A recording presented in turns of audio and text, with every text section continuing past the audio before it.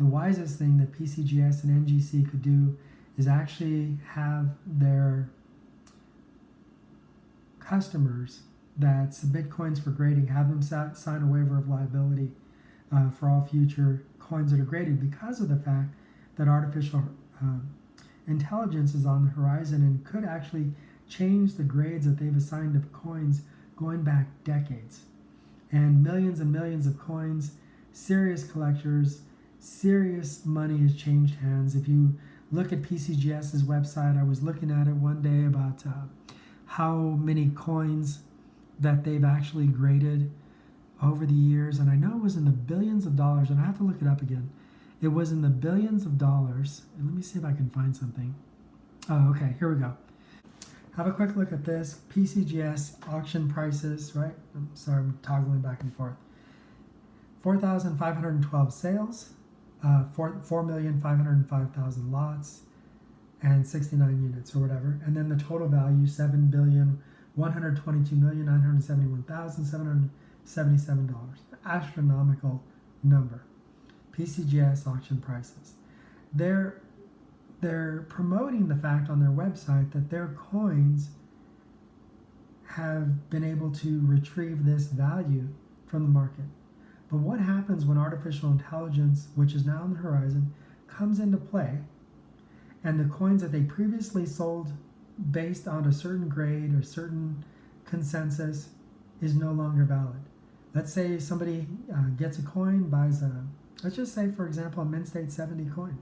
Mint State 70, it's a rare coin, and let's just assume it's 90 years old, for example, and somebody gets it and decides to have it reassessed using artificial intelligence because that's all the rave, and what happens? The coin is no longer Mint State 70. It's Mint State 68, and it turns out it was just a common coin all along. And there are other coins that are Mint State 69, and it no longer holds the value that it once had. How would you feel as an investor who had paid millions of dollars, or potentially millions of dollars for a coin, or whatever the amount is, and actually suddenly lost its value overnight? And that's the problem with artificial intelligence. Yes, you actually can probably get a more consistent standard of grading. There's no question about that. If you have an unbiased opinion, if you have a computer doing, let's say, 99% of the actual assessment of the quality of a coin, then you're going to get a more consistent answer. That's just how humans design programs. They want a consistent response. Nobody wants the garbage in, garbage out. And so that's going to create a problem for a coin that was once graded by somebody's. I don't even think that the human eye is wrong, because there was a comment about the human eye can't see this, or the human eye can't do what artificial intelligence does. Actually, the human eye is remarkable. It's incredible. It's a masterpiece of design. And I'm not even going to get into that discussion, so please don't comment about that below. But the point is that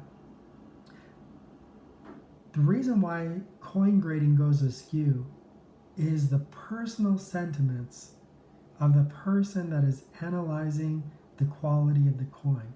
It isn't the human eye. It isn't humans' inability to assess the proper value.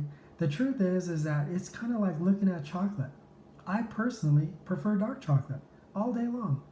But if you put dark chocolate and milk chocolate in front of me, both of them could be absolutely perfect, but I'm going to prefer the dark chocolate over the milk chocolate just because I do all day long. Humans have their preferences. We have our biases.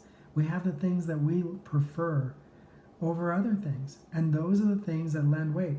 You're never going to be able to take out that bias from the human element. It's just very, very difficult thing to be completely impartial when evaluating the quality of a coin. They try to. Part of the reason why the whole coin grading, assigning a numerical value to a coin grade, is so that a human would be more impartial. It wouldn't have been necessary if humans were impartial to begin with, but because we're not, we tend to prefer what we like. That's why this standard was developed, so that it would create a more consistent grading standard for all future and past coins that were graded. But it creates a huge, huge problem. It creates a problem where coins that were once assigned a value or a quality are no longer the same quality. and suddenly what was a mint state 70 becomes a mint state 68, and there are lawsuits left and right against PCGS and NGC and whoever else has graded coins, and suddenly the coin grading business is not what it used to be. And I would venture to say, unless the coin grading companies like PCGS and NGC actually get ahead of the curve, and I don't mean necessarily using artificial intelligence, but actually get ahead of the curve in terms of improving the quality of their grading standards, they're going to have problems when it comes to these other technologies that are on the horizon, or the market that consumers are no longer satisfied with, and dealers are no longer satisfied with either. I was watching the CoinHelpU's Daniel's video, and he seemed a little upset, and I hope he was okay. But that video was published 9 years ago, and he seemed 9 months ago, and he seemed a little bit upset about having to talk about this subject, having to defend some of the things that he'd seen in the market, and really point out some of the flaws that he saw in the market. So what do you think about that? Because the dynamics have really changed. It went from being a hobby to how to monetize the assigned numerical grade of a coin. That's what happened. And that was a consequence of having grading companies that for a fee would in turn evaluate your coin, and then once you had that coin encapsulated and had that grade assigned to it, then that created a different market for that coin. But there's all kinds of problems. Back when coin collecting, as we mentioned earlier, back when coin collecting got started, it was the hobby of kings, or it was the sport of kings, as they say. And the preservation techniques and other things that are available today were not available at that time. A problem that didn't exist because that was not available. So just kind of getting back to where we are on this discussion, the theme of this book, or one of the subpoints of this book, is how to make money in coins right now.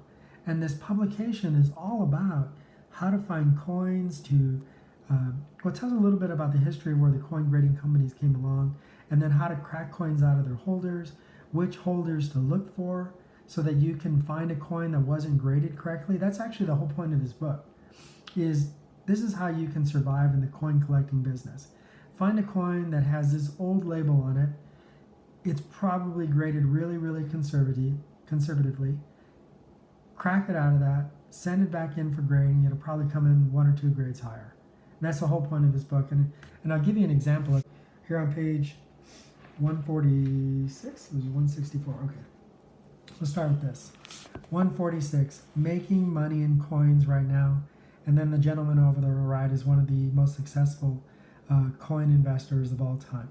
And then let me give you another little tidbit. I hope I'm not getting in trouble for sharing this. This is just for illustrative purposes. It's not to give away any information. This is a really old example in this book. But there's a whole bunch of examples of here coins that were graded early on by PCGS and NGC that were graded far too conservatively. And if you find these coins, you can play the difference between the grade that they were assigned and the grade that they should have been assigned, and you can crack them out of their holders and make money turning around and selling the coins like that. And I'll give you an easy example if we can see this real quick. So 1944S, they're just below my thumb on the left. 1944S, $0.50, 50-cent piece.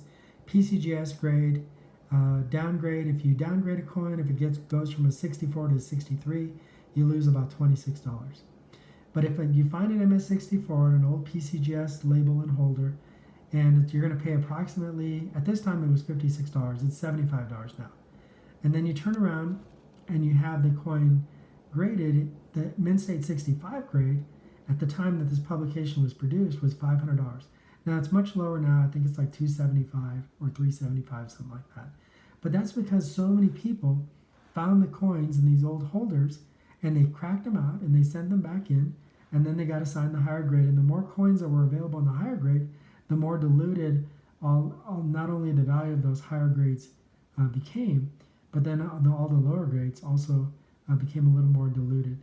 And so, because they become less valuable, the more higher grade examples of a coin that are available on the market, the more individual coins that are in the market, and then the demand is not there, and so the price of that coin falls. But this is an example of a book where the whole point of the book is to teach people how to make money in coins right now. So the whole coin grading business went from how to grade a coin consistently and assign it a numerical grade or quality score, and to how can I take this quality score and use it to make money. And that's what's happened in the coin business. And I don't think artificial intelligence is going to solve that problem. If you wanted to use it simply to improve the quality standards of coins graded across the board, fine. But the real problem is, what do you do with all those coins that were the millions of coins that have been graded in the past? What do you do with those coins? And the ones that lose their grading because artificial intelligence no longer sees what was once considered a mint state 70 to be mint state 70 is now mint state 68. And the person that purchased that coin had a right to feel that they were getting something in exchange for their money because PCGS and NGC assigned that coin a value or a quality score, which in turn created value for the investor, and it's lost. And you remember and I've only read about it in books, but there was just this bloodbath of coins that lost their value overnight in the early 1980s and late 1970s, and I don't know the dates are correct, but so don't quote me on that, but do the research and see for yourself. But that would occur again today with artificial intelligence at a magnitude that is unprecedented. It's one thing to go from coins that were eyeballed by humans and thought to have been a certain grade, and then they were now given a more consistent grading standard, still being eyeballed by humans.